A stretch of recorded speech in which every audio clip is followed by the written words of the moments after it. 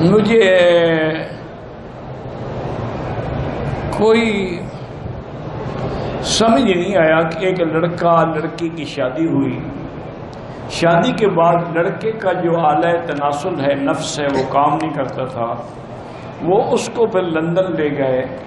London میں انہوں نے اس کے سسر کے آلے سے کچھ حصہ کاٹ کے اس کو لگا دیا ہے۔ کوئی مسئلہ دیکھو نا، چونکہ سب کا تو نہیں لگ سکتا نا، میچنگ دیکھنی پڑتی ہے نا۔ جیسے بلڈ دیتے ہو تو خون کو ملانا پڑتا ہے نا، خون قبول بھی کر، اے گروپ ہے، او گروپ ہے، کون سا گروپ ہے۔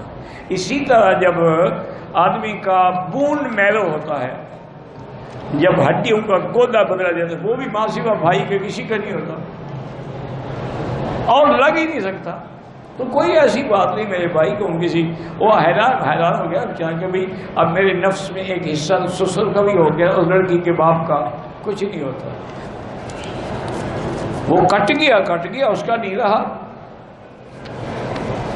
اس لیے علماء کے مسئلے میں بہت بڑا مسئلہ ہے نا جی، کہ مثلا ایک آدمی کا ہاتھ کٹ گیا، اس پہ جنازہ پڑھیں گے یا نہیں پڑھیں گے؟ ہے تو انسان کا ہاتھ۔ تو علماء نے کہا کہ نہیں، یہ جز ہے، یہ کل نہیں ہے، اس پہ جنازہ نہیں پڑھا جائے گا۔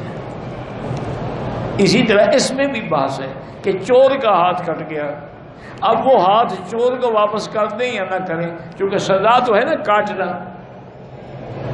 اب یہ تو کہیں نہیں لکھا نا کہ وہ تم اپنے پاس رکھ لو، آپ نے کاٹ دیا، سزا اس کو مل گئی۔ اچھا، اگر وہ ہاتھ ہم چور کو دے دیں تو آج کل تو پلاسٹک سرجری کا زمانہ ہے، 1 منٹ میں وہ جوڑ دیں گے، پتہ بھی نہیں لگے گا کہ کٹا تھا کہ نہیں کٹا تھا۔